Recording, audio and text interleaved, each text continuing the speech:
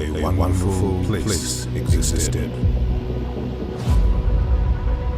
The Athenians called it the Acropolis. Free expression, ethics, art, philosophy. The Acropolis heralded the democracy. But if I told you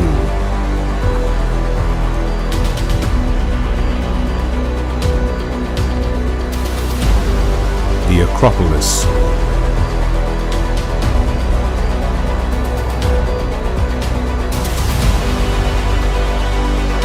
has returned.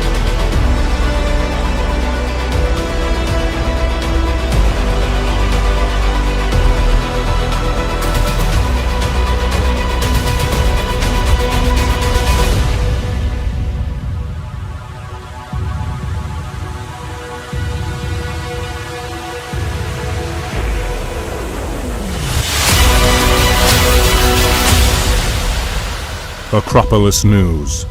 News from the Acropolis.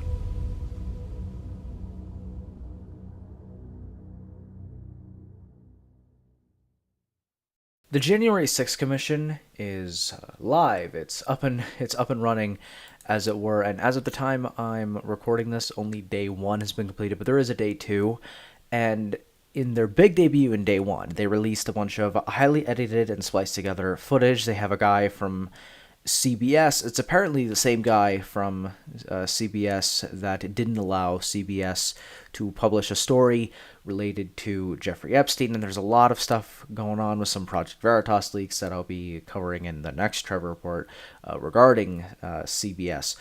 But this is the insane part. All right, this is apparently, as Viva Fry put it, and I highly recommend you check out Viva Fry's streams regarding the January 6th committee if you're going to be paying attention to the January 6th committee, because Viva Fry is very quick to just say, nope, that's not true, and here's why.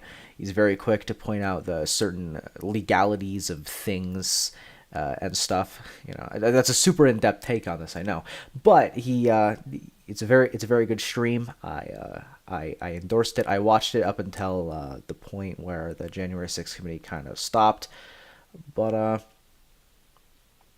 yeah, so take a look at it if you care about the Jan 6th committee. I don't particularly care about the Jan 6th committee because I care about something else. I care about the violent pillaging of working class communities from our black nationalist betters. Basically, the George Floyd riots in 2020, or which is more accurately called, what I call it, coincidentally, the violent pillaging of working class communities in pursuit of black nationalism. And where black nationalists, along with their communist sympathizers, seized land and declared it autonomous. They committed insurrection. They committed multiple accounts of insurrection. In fact, George Floyd protests turned deadly in Minneapolis. Mayor requests National Guard, and Trump didn't send in the National Guard because, well, I disagree with Trump on that. He sort of let working class communities be pillaged by these evil, disgusting terrorists. But whatever. Anyway, protesters march through D.C., start small fires. This is an archive of a Washington Post article, and the entire corporate press would run cover for the violent pillaging of working class and middle class and lower middle class communities. This is the crazy part, and we'll get into that crazy part in a minute. But we have a black nationalist caste system in terms of American politics, where hyper ethnonationalist nationalists, where hyper ethnonationalist black nationalist terrorists can get away with it. Whereas people just simply entering the people's house can be, where they were let in by the police, by the way, can be lumped in with the people who were fighting with cops, where misdemeanors, not felonies, misdemeanors are being treated, where people are being shackled with leg irons for no reason. No reason. Simply for having a vague connection to it, for engaging in journalism, activism, or simply being a civilian. We are giving so much resources to this, but we are going to give no resources to help out the working class communities that were violently pillaged by black nationalist, ethno-nationalist terrorists. We are not going to give any. We are not going to have a commission. There was drone footage of the BLM pillaging of working class communities. All of DC was on fire. And how about we get a May 29th commission? Tim Pool brought this up on his show on Friday.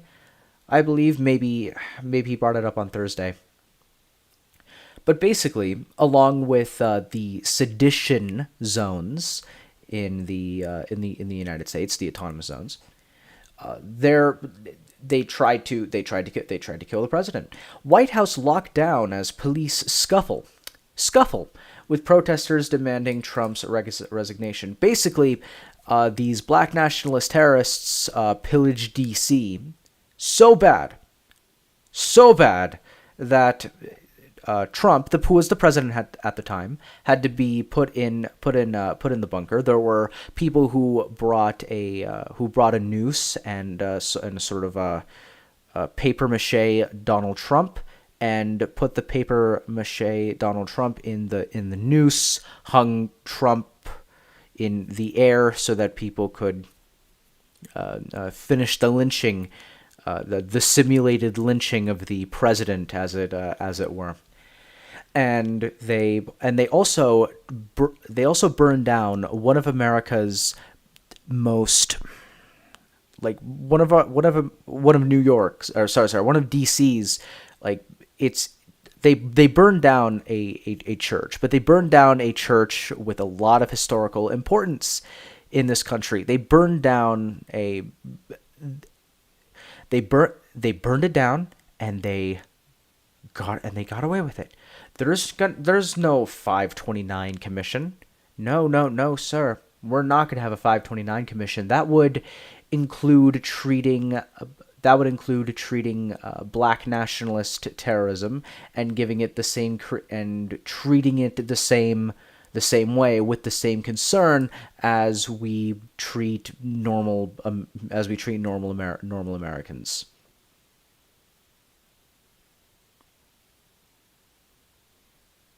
Take all of that with what you will. President Trump, in September of that year, was evacuated from a press conference because someone tried to kill the president. Someone just tried to kill the president, and that's just what happened in 2020. There's also a lot more. Okay, there are billions of dollars in civilian property damage, and that's just the insurance costs alone. There's also the customers at all of these working class and lower middle class mom and pop shops. All the customers, they're not going to get any more because no one wants to go to a place that's been violent, that was permitted to be violently pillaged by pseudo-benevolent insurrectionary race radical cultists, right?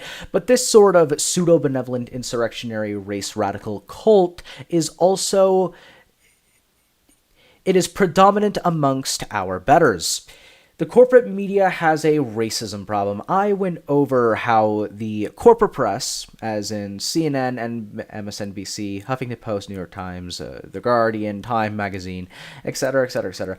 I went over how they are, as part of a movement, swapping out the lowercase b black for the capital B black in all times and all places. Well, not all times and all places. What they're doing is they're doing it with regards to racial relations. right? This is a fancy way of saying that, well, in their words, they're doing it because they want to. Look, I'm just going to summarize it as when they do this, they mean politically black. When they swap out the neutral as I forget which one I went into, but the neutral way of doing it, where it's just a regular black person, the way you do it with a regular white person, right? They're swapping out the the normal way of doing it for the race radical way of doing it, because they're as the Associated Press put it, joining the movement.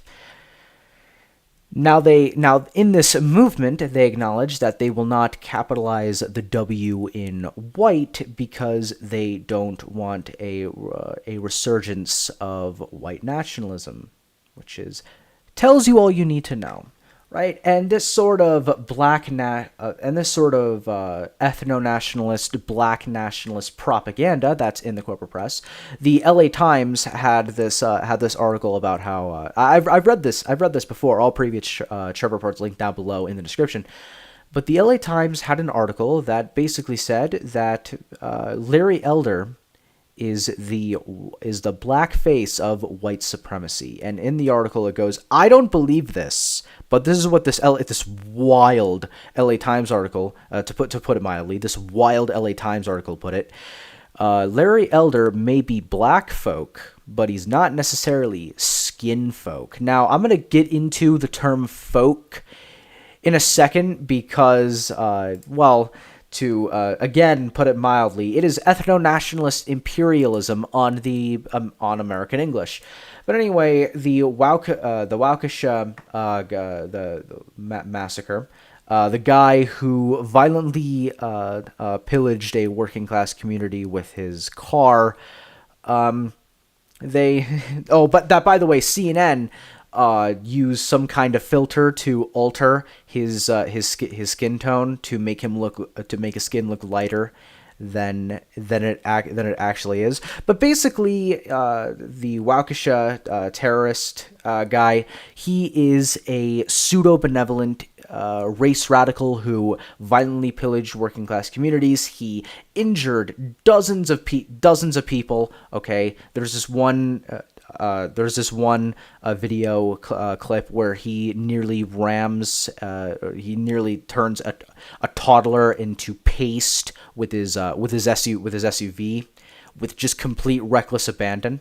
And he did it because his motivations are that he has the correct skin color, and the people attending this parade have the incorrect skin color, and he hates the people that have the incorrect skin color. So he rationalized that it is okay to violently pillage this parade that is filled with all of the people with the incorrect skin color.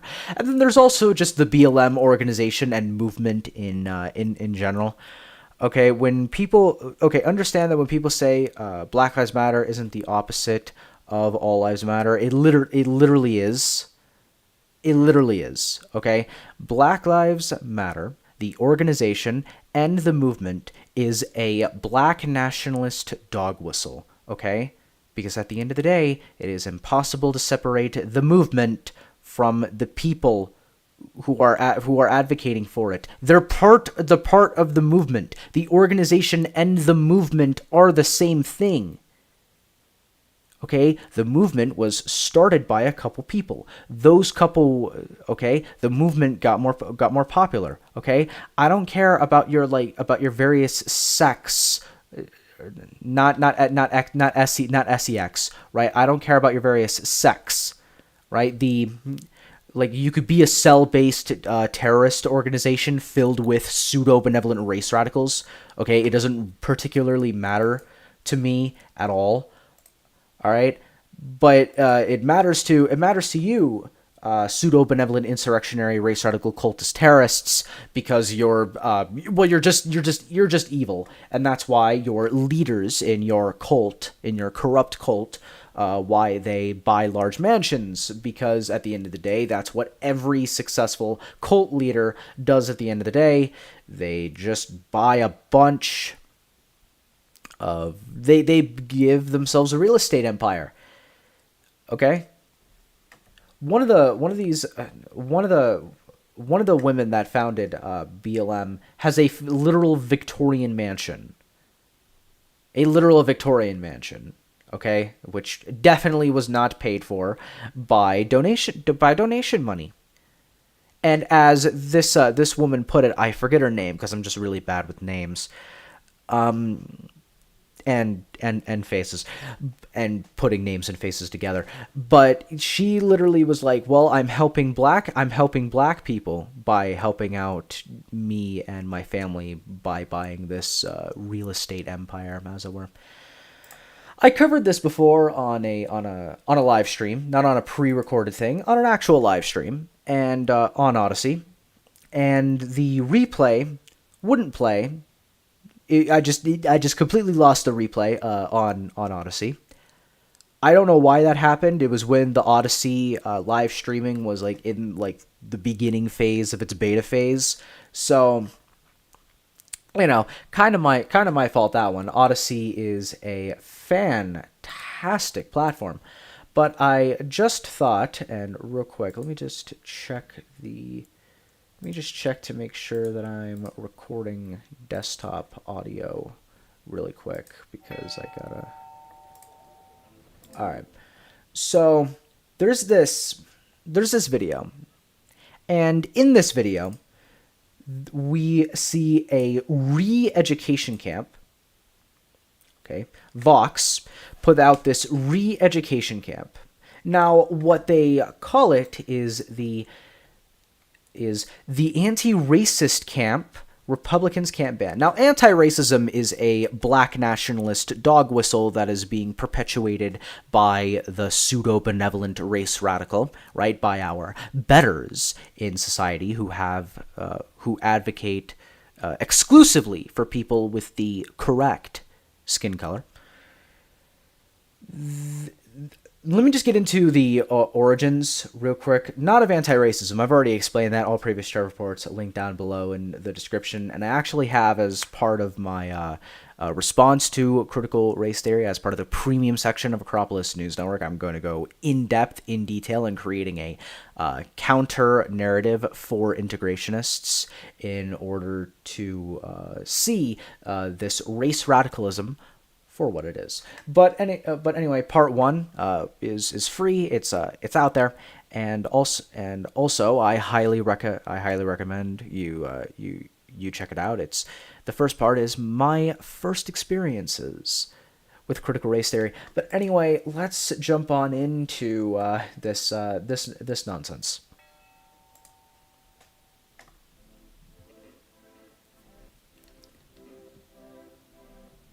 Primarily studied the culture of your Let me change ancestors in elementary school. Take a step forward. The privilege line. I just brought it back up because I figured it would be a good thing to talk about. I didn't rewatch it before this, but this is called a privilege line, a privilege walk, and it's a struggle session. A literal struggle session. What it does is it just asks a series of normal questions, and then when normal people respond to those normal questions, there are also vague questions that apply to literally everyone. And literally everyone can either say yes or no on this. Okay, but because they're doing it to a bunch of children, and they're not thinking about it, about everything they're being asked, right? If people thought about the things that were being asked, you could do two things. Everyone here would take a step forward, or everyone here could stay put. And basically, how this goes: the further back you are, the more of a correct identity that you have, and the further forward you are, the more you have, the more likely you are to be the incorrect identity, or at least how they're putting it. And they ask, I believe how these lines work is they ask 10 to 15 questions, but it's just a bunch of race radicalism. But anyway, let's continue. Our ancestors were forced to come to the United States, not by choice. Take a step backwards.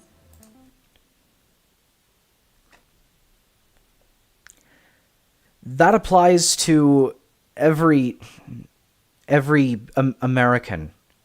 Obviously, everyone's ancestors would prefer to stay in their native homelands or whatever if they had the choice.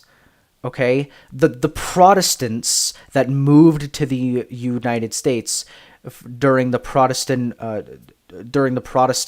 wars. I'm sure they would have preferred in their native homelands, but because they were being persecuted, they had to sail the sea. They had to find a new place.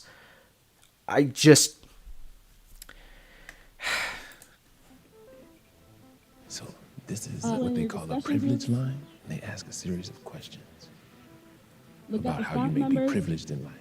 They ask a series of vague, weighted questions, but yes, they do ask a series of questions related to the black supremacist, ethno-nationalist dog whistle that is white privilege. If you can see towards the front, it's mostly white male.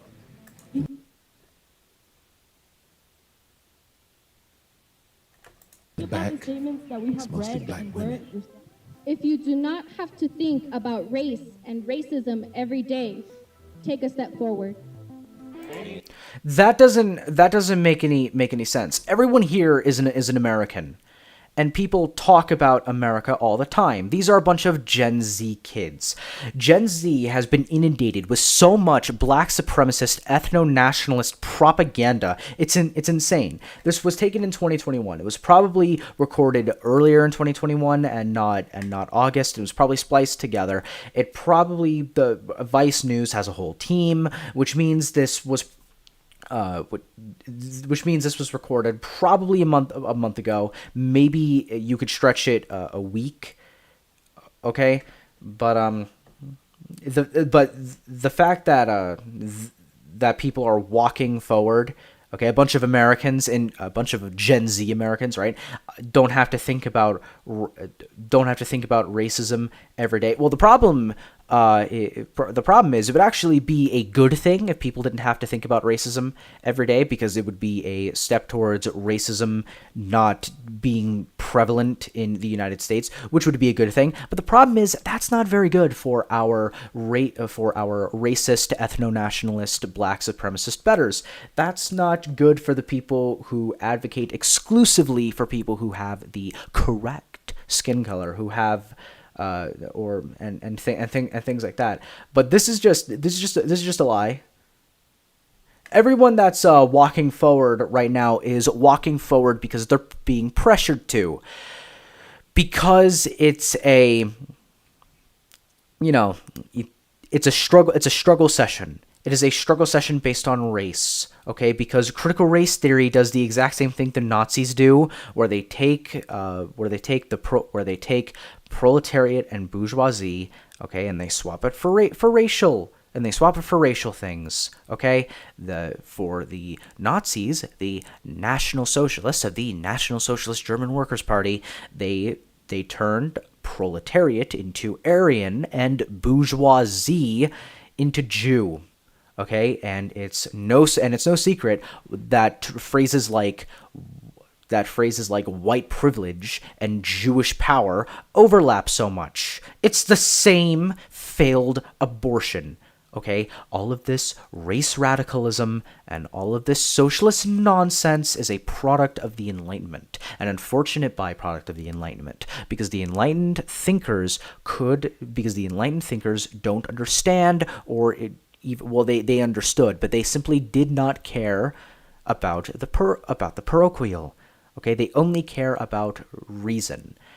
Okay, and it is from this, with things like the Hegelian dialectic, that you get into people trying to bring about the supremacy of reason, and that's what a socialist revolution is. It is trying to bring about the supremacy of reason. For the Marxists, it was about exploiting class divisions in order to bring about the supremacy of reason. For the fascists, it was about turning the people into a revolutionary force, because with the Soviet revolution, okay, all of the socialist thinkers throughout the world kind of realized the obvious thing, that the proletariat is not a revolutionary force. So the fascists, right, they decided to make the state proletariat in order to make society proletariat, okay?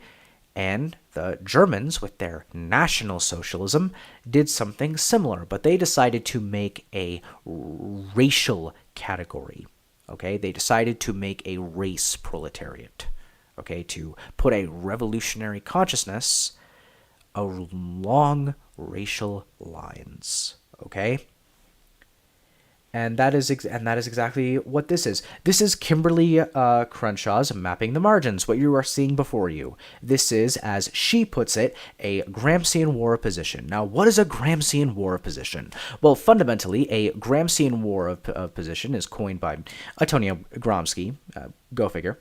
And Antonio Gramsci decided that all of society is inherently oppressive because he's part of the Enlightenment tradition, and he's very Rousseauian. And so he basically pathologizes all of society as prisons. And his point that he did in all of his writings was essentially that America, Britain, and a bunch of other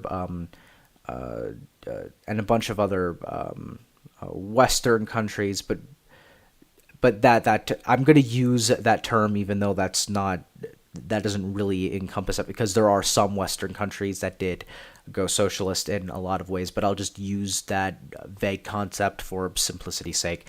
But Antonio Gramsci is like, the reason why Western liberal democracy, as he put it, the reason why it did not submit to socialism is because of Western liberal society, societies.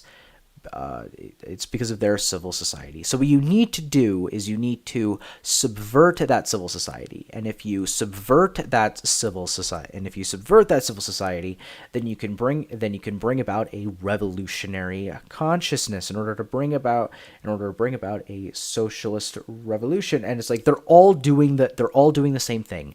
The Soviets, the Italian fascists, the National Socialist German Workers' Party, okay, and now this race radicalism in the United States. They're all doing the same thing. They are exploiting people in order to bring about the supremacy of reason. And it fails every time because, surprisingly enough, human beings being biological creatures are not purely rational. The love you have for your partner, for your family, the camaraderie that you have with your friends, those things aren't rational. Those things are parochial. Okay? Those things are instinctual, intuitive. That's why this matters. But let's continue. Any town where we found our common ground. This is Anytown Leadership Camp. Atop a mountain in Arizona. Now, Anytown was a normal thing, but as it was put here, I'll just move forward a little bit. Basically, I'm just gonna do the for time's sake. I'm gonna skip a little bit. I'm gonna skip a little bit of it, and then I'm just going to like summarize it because I do remember this now. But basically, Anytown, USA is like a summer camp basically that's designed to make children more friendly and trusting or whatever, but it's been colonized by black supremacist, ethno-nationalist race radicalism, and so now what it is it's Anti-racist camp Republicans can't ban. Now, this was in the wake of a, I believe there's a comment here. There's a comment here. Yeah, here we go. Arizona's governor signed a bill stating public schools can't teach that one race is superior to another, or that racists just or are racist just for being of a particular race, which is basically everyone's contention with critical race theory, that it's basically just another form of racial supremacy. It's just another form of this unfortunate byproduct of the Enlightenment that we just can't seem to escape, which means that the Enlightenment is not the only thing that we should value, and we should also value the parochial. A bunch of obvious stuff. But this is what but this is essentially what's happening with this. All right.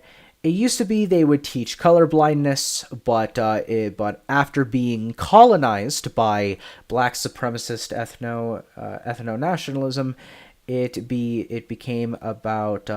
became purely about acknowledging differences, and they have this round table where the people on the outside circle should just shut up and be quiet, while the people on the inside of the circle engage in the black supremacist ethno-nationalist race radicalism through different identities, right? That phrase, tip of the iceberg, there's identity that people see, but then there's identity that's deeper. Why are you here at? Definitely not a cult. That's definitely not what a cultist would say. They really do view race as magic. The people who engage in critical race theory praxis. It's quite creepy. Anytime, Kim. I think at first I just signed up because I thought it was going to be like leadership, and with that, like I want to go into business, so I thought that'd be good for me. Actually, You were lied to. Spanish teacher told me it was like this leadership camp and I could come here to get 50 service hours. I have some I've talked about this before. All previous Trevor reports linked down below in the description, but it's funny she should mention that her Spanish teacher told her to engage in this sort of race radicalism that would match my experience as well. Which was like my main reason to come. So you came here for the service hour? Yeah. Well, I'm here mostly because of my mother, who had signed me up for this camp, and I accepted that decision, and now I'm here. My mom. And she told me, but like a couple of nights before, and I didn't want to come, but she packed my bag for me, so. So none of them wanted to be here. There's more people at this black supremacist ethno-nationalist re-education camp that than the people that they interviewed. So those are the interviews that they editorialized. They had more than enough time to interview everyone here, but the fact that they only showed those 5, I believe, wasn't counting. Maybe 4.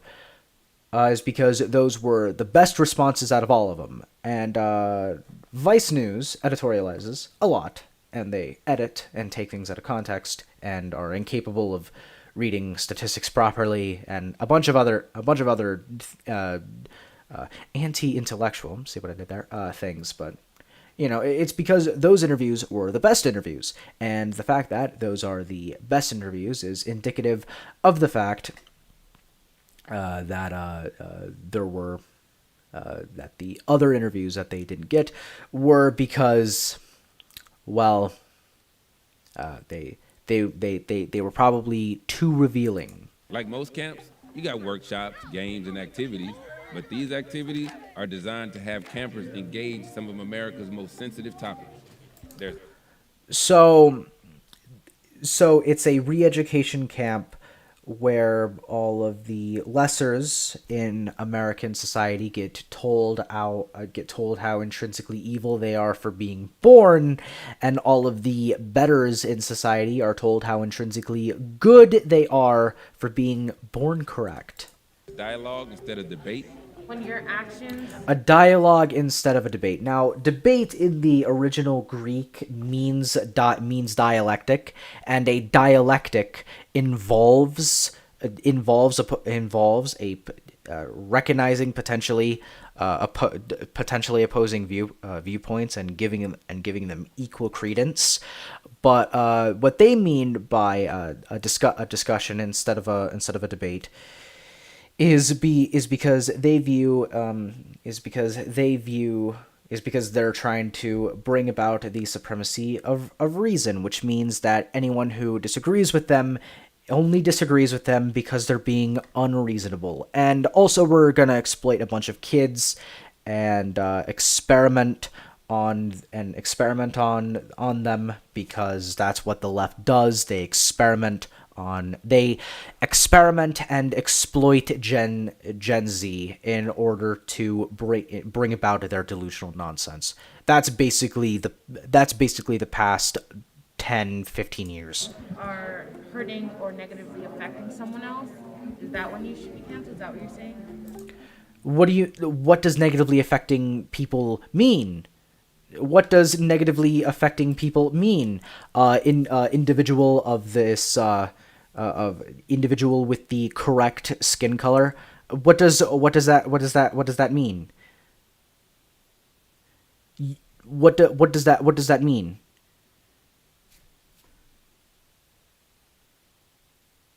Getting too much sunlight can harm you too much. I know you might like to be outside, but being outside for 17 hours a day is not healthy. The reason we have shelter is to shelter people from the elements. Now, that may cause someone who really enjoys being outside emotional distress. That may harm their emotional state. I don't care, right? People who only drink soda. That's not healthy. Am I harming your emotional state? Yes. But if you only drink soda, you are going to die, and that's not good. And I don't care if that harms your emotional state. This is why I hate this culty garbage. I hate it. Is that when you should be canceled? Is that what you're saying?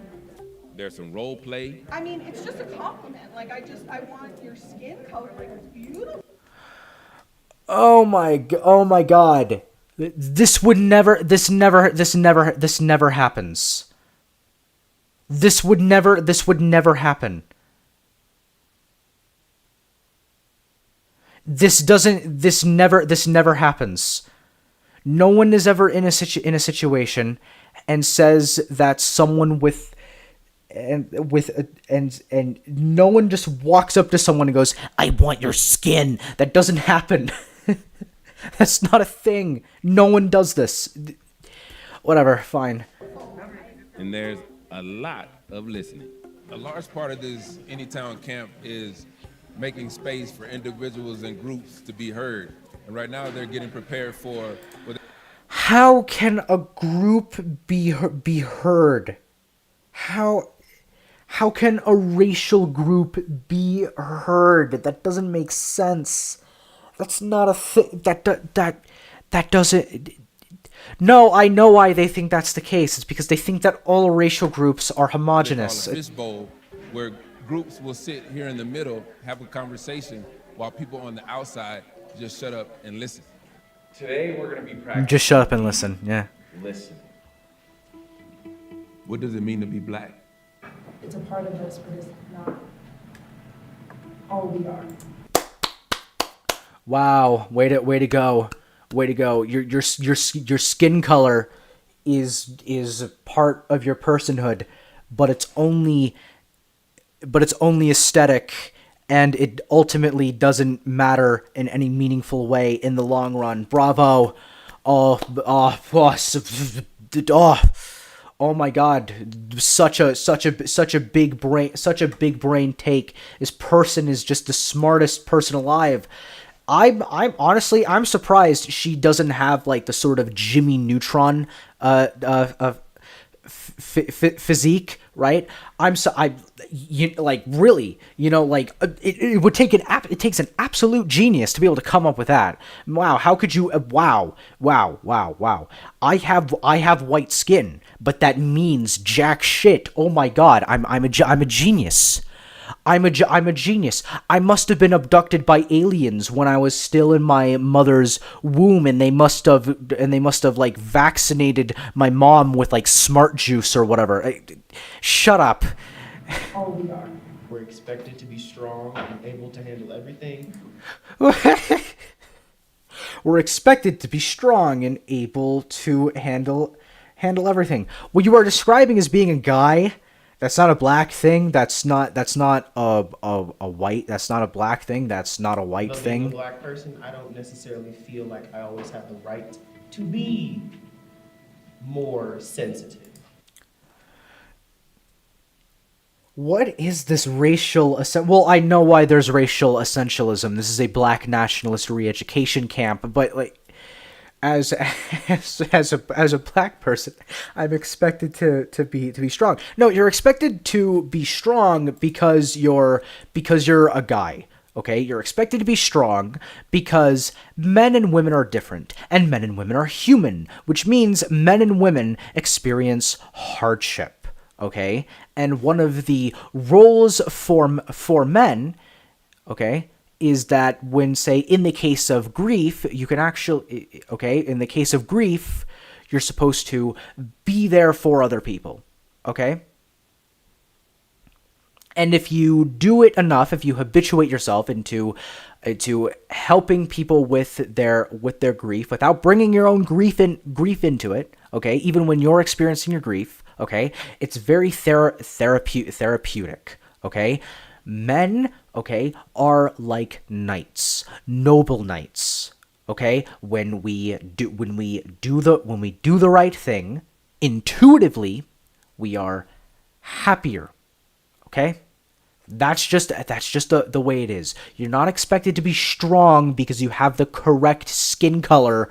Okay, you're expected to be strong because you're a guy. You're expected to be strong because you are a guy with, by the way, you're a guy, and because you're human, okay, you're not superior or inferior to anyone else. You're human, and because you're human, you have attachments, and you have a responsibility to those personal attachments, be it your family, your friends, or your your girlfriend or boyfriend or whatever.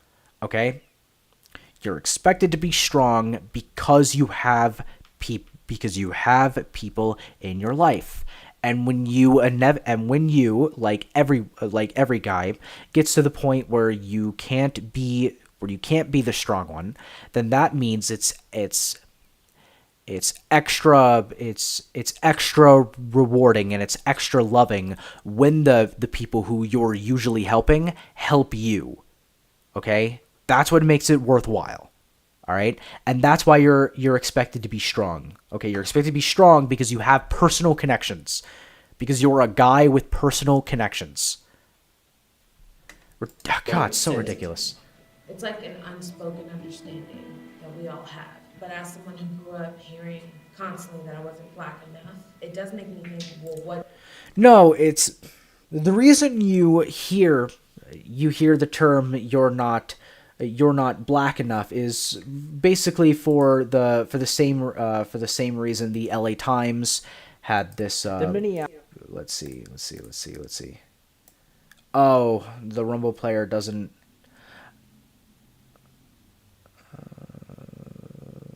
Oh, well, maybe I just chalked that up to previous TrevorReports down below in the description for that one. But basically, the reason why you've been told you're not authentically black is for the same reason Larry Elder was chastised by the corporate press, and more specifically the LA Times, for being black folk but not necessarily skin folk. How am I doing for time? Ooh. Over the limit, but whatever. I'll just see this through to the end. The fishbowl is like being under the real-time anthropological gaze of other folks.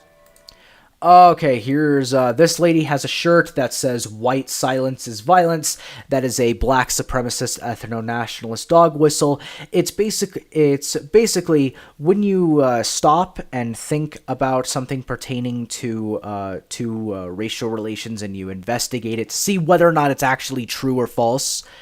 What that phrase "white silence is violence" means is that when you take and you're not commenting on that, well, because you have the incorrect skin color while you're doing that, it is a form of violence. But it's only a form of violence when you, someone who has the incorrect skin color, is doing it. It is a disgusting, evil, ethno-nationalist black supremacist dog whistle, and it needs to be buried. Under the real-time anthropological gaze of other folks. Anthropological gaze of other folks. I hate leftist terminology so much. I hate it so much. It's just word salads. It's just a meaningless word salad. Room, barbershop, and beauty salon. And when it's not objectifying, it can work. Thank you for participating. Midweek, campers break into small groups based on shared experiences like race or sexual orientation. And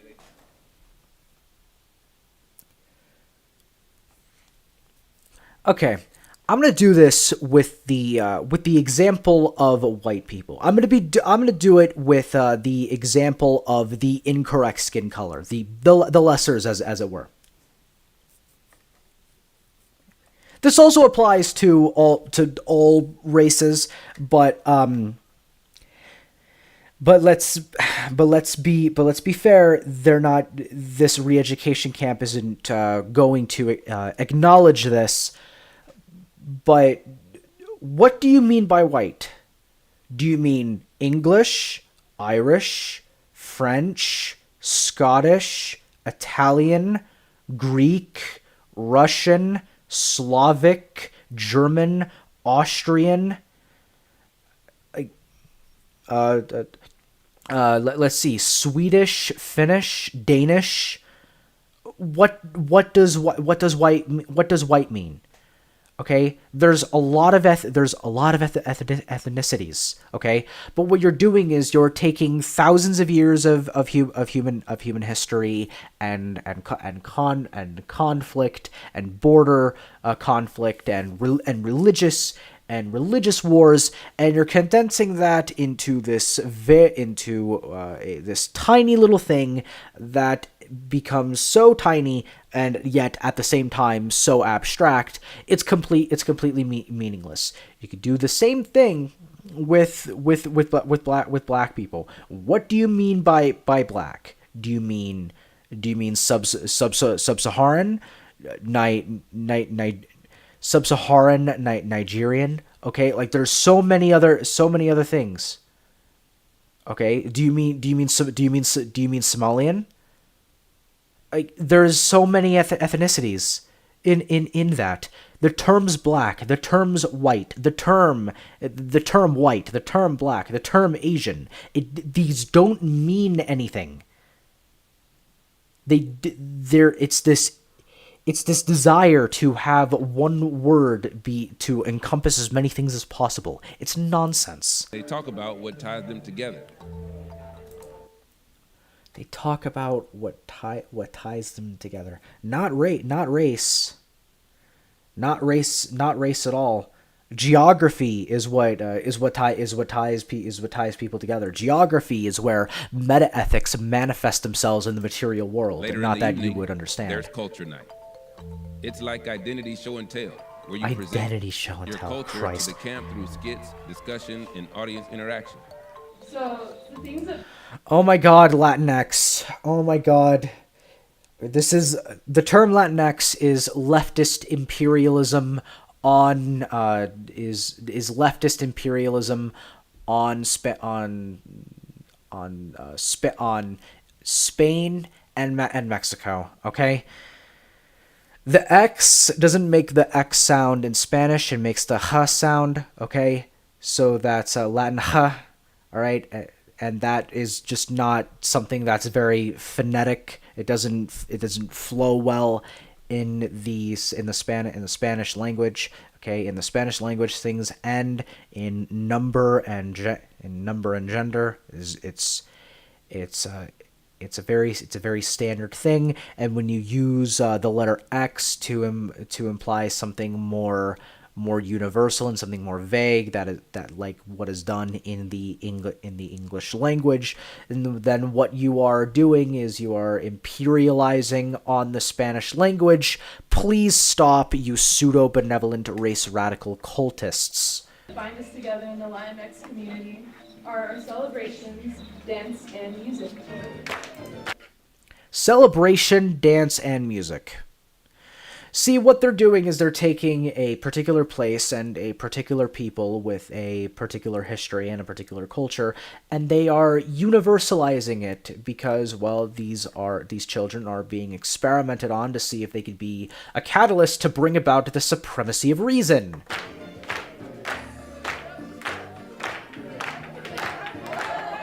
Language, it's very tonal. For example, Asian culture. Oh my god. North Korea and South Korea are the same, apparently, according to these children that have been experimented on. That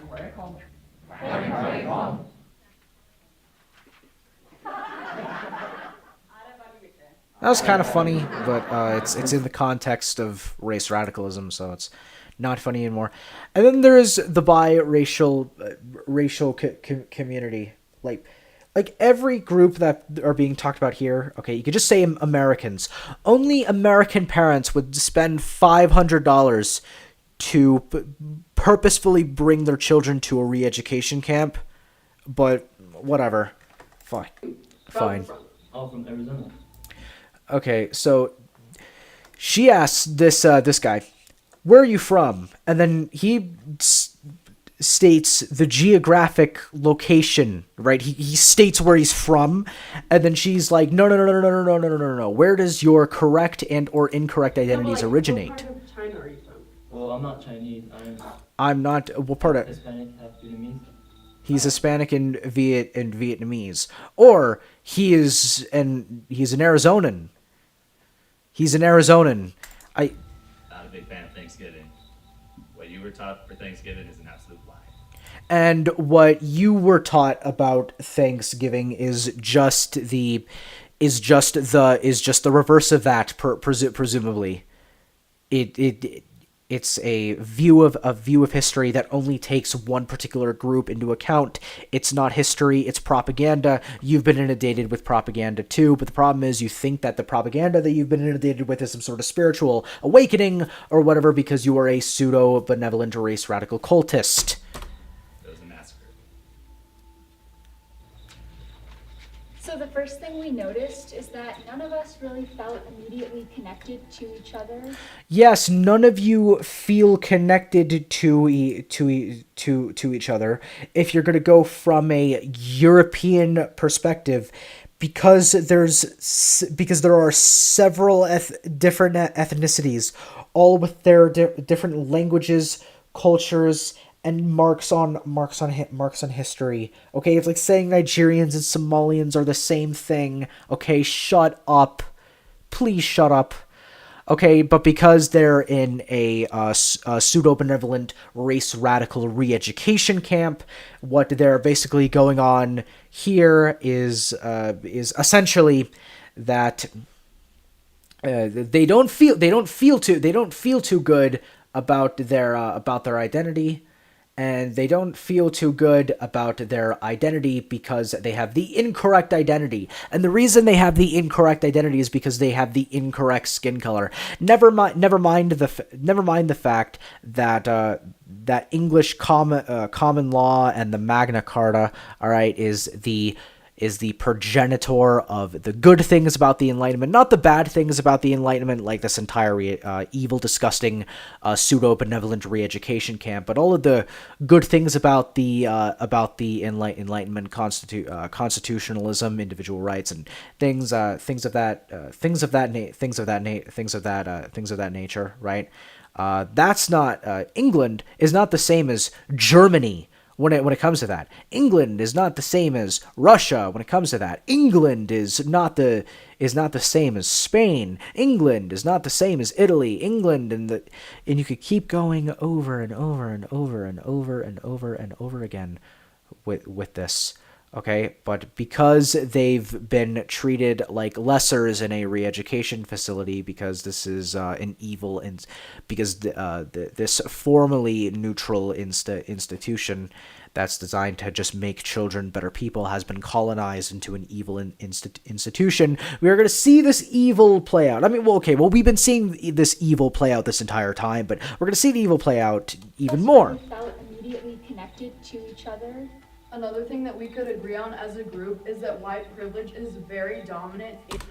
Okay, well, as someone who also has the incorrect skin color, let me just hear her more. I don't think white privilege is very prevalent among in our culture. But what do I know? I'm just an American, and all of these people are Americans. But it took me a long time to sort of undo the sort of American ignorance that was part of our education, specifically historical and philosophical ignorance. Okay, and that's what this pseudo benevolent race radical re-education camp is doing. It's effectively just ensuring that every child participating in this will remain ignorant. Another thing we wanted to take into consideration was taking accountability, and just by making space for those that we have affected. Accountability. Racial accountability.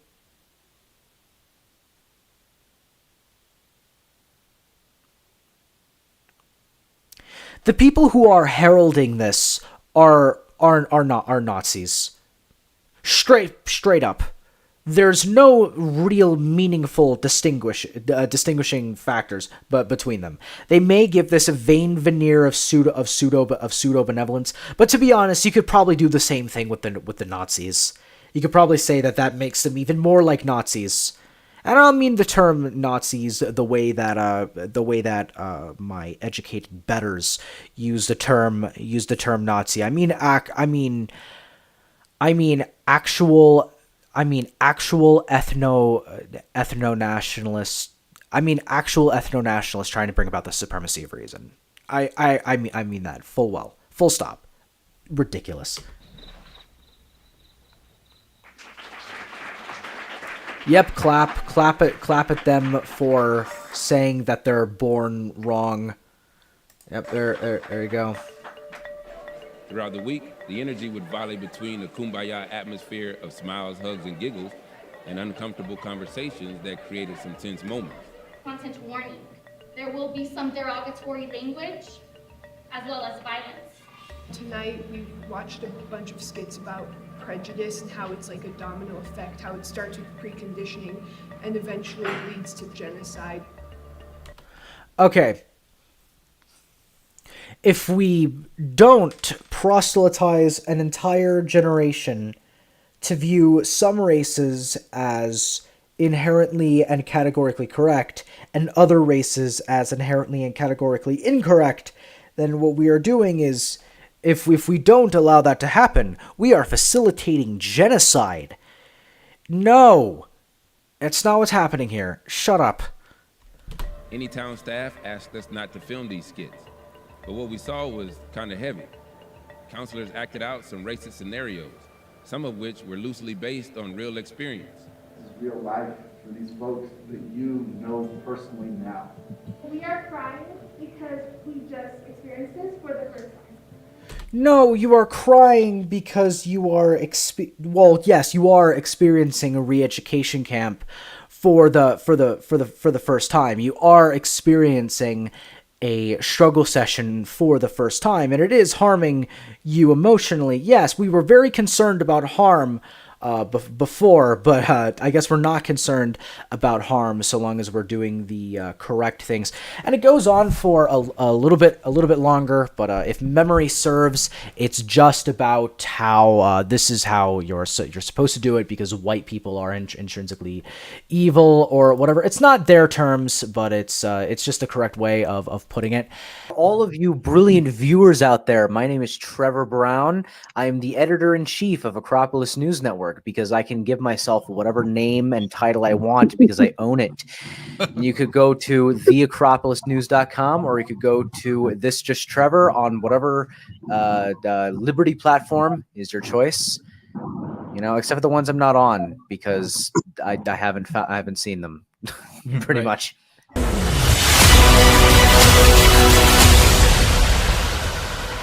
Acropolis News.